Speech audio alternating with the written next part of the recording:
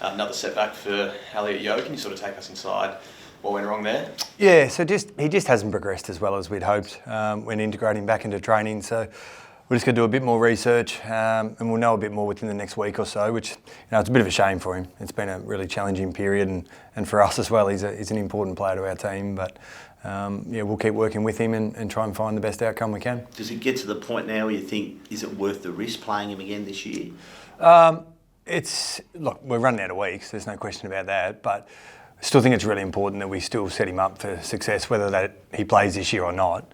We'll keep pushing his rehab to get him back and available. How frustrating is it to have such a small injury list, but the quality on it is so significant? Yeah, it's I wanted to give a shout out to our medical team. They are doing an incredible job. We have, I think, 3 players unavailable for selection. So unfortunately, we've had 2 retired, and those 3 players are pretty important. That's footy though. It's the challenges of it, but on the whole, we're really healthy.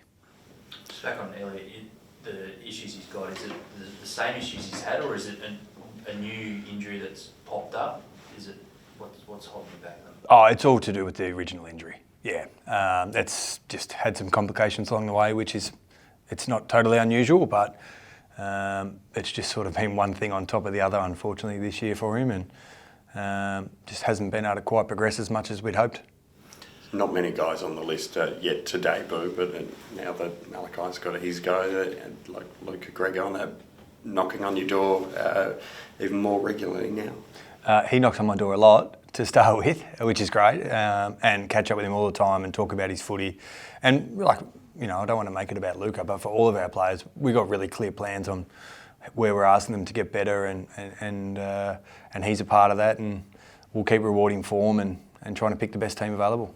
8 debutants, I think, now this Yes. year. You must be pleased with that. You're getting players through. You're giving them a bit of a look. Yeah, I think it's part of where we're at. That we get to play some young players. They get exposure to what AFL footy's about, the challenges that come with it, and it's never smooth sailing. Even to celebrate Cripps' 250th game for our club this week, you look back at Cripps' journey and he had challenges at the early part of his career as well. So it's normal that there's setbacks and challenges, and it's about resilience and keeps fronting up and doing the work. You talk about challenges. Matt Flynn plays his 50th game in his 10th season this year. He has had some challenges. It's quite incredible, isn't it? So I think he's playing his 13th game this year, which is the most ever in a season for him. So speaking to resilience, big blokes always take a little bit longer, but he's had to do it the hard way, and he's found some consistency now, and it's been a challenge, but great reward for effort for him. Where are you at with your young forward line? You've got a lot of experience out. The growth in that forward line, where are you at with it? Yeah, I think that it's really exciting. We've got some players down there like Job and Jack Williams particularly playing last week. Archer Reid showing some really strong signs. Bailey Williams has played more as a forward this year than he ever has. When you're missing your 2 best key forwards, it's challenging for any team in the competition. But they've been great. Jake and Oscar, in preparation for all our games, they're working with all of our keys. And they're getting exposure. They're learning what the craft's about. There's not many easy games when you're a key forward.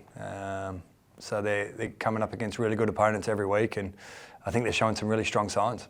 Challenges keep coming. I don't need to remind you. I think 9 in a row now by 10 goals on average in Adelaide. Yes, it has been a bit of a bogey oval for us. So we understand that. That's all part of it. But we had a really strong review. We clearly didn't play the way we wanted to last week. But we've had a great review. We'll train really strongly today, and we can't wait to get over there and compete. The starts you've had have been very inconsistent. Have you addressed that at all? Is there any way to address that? It has been a challenge starts. It hasn't been every week, but there's been some where we really just haven't come out of the block. So we're looking into it.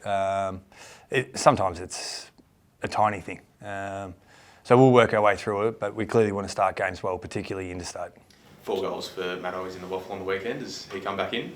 Yeah, so we're fortunate that we've actually got a bit of a selection squeeze. When you're so healthy, that's what happens. So we'll work our way through it. We'll train today. There's some guys that played in that game in the waffle on the weekend that played really well. And as I said all year, we'll always look to reward people in form and pick the best team we can. Campbell Chesser got a little bit of the ball as well. Is it worth having a look at him at some stage to see where he can sort of slot into your team? Yeah, I think Chess probably played his best game for the year. He's had didn't play the first half of the year. He's building as he's coming back, and great to see him get into some form. So again, we'll just reward him when he's earned that, and we think he's a really good player. He's got great upside. He just needs a bit of a run at it. And Rhett Baz, obviously, he's still ticking along okay. I think I saw him in the rehab group on Tuesday. No, that's just part of Rhett's normal plan. He's all good. He's going to train fully today, and again, had some challenges, as you know, but really built his form up over probably an 8 to 10 week period now, and becoming really consistent. So that's great for Rhett and for us. Anything special you're doing for Cripps this week? Any special messaging around the journey he's had with this club? Yeah, so we had the t-shirts out at training on Tuesday. We just spent this morning. We had the media team here did a terrific video of Cripps and his journey, so we showed that to the group. I spoke a little bit about how I started, because I played with Cripps for a year at the start. I was actually his mentor. Funnily, it's crazy how the world works, right? That was part of my job at the Saints. And then Luke Shuey spoke to the playing group about his journey with him as a teammate this morning. So been a great competitor for this football club. He's got everything out of himself, Cripps. He's just a hard worker, good person. And we can't wait to celebrate him this weekend. Tends to fly under the radar, probably not at your club, but outside your club he does. Why is that? By Cripps' choice a lot of the time. He doesn't do anything publicly, which is his choice, and he loves it. And I'm not sure externally, like I always rated him, but maybe I had a different relationship with him.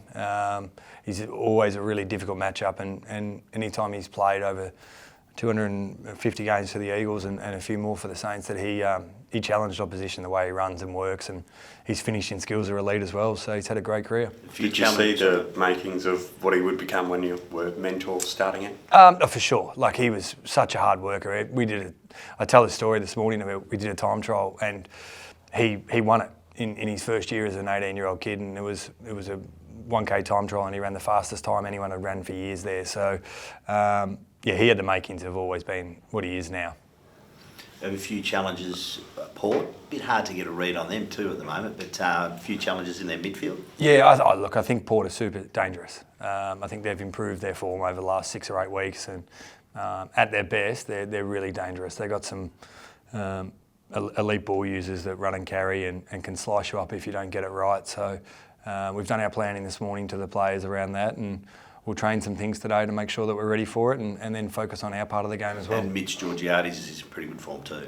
Yeah, he's one of the key forwards in the competition at the moment. So yeah, he's had a great year, really growing as a player, and he's going to be super dangerous. So again, if for any key forward, it's about supply. If we don't have good pressure on the ball, we'll struggle.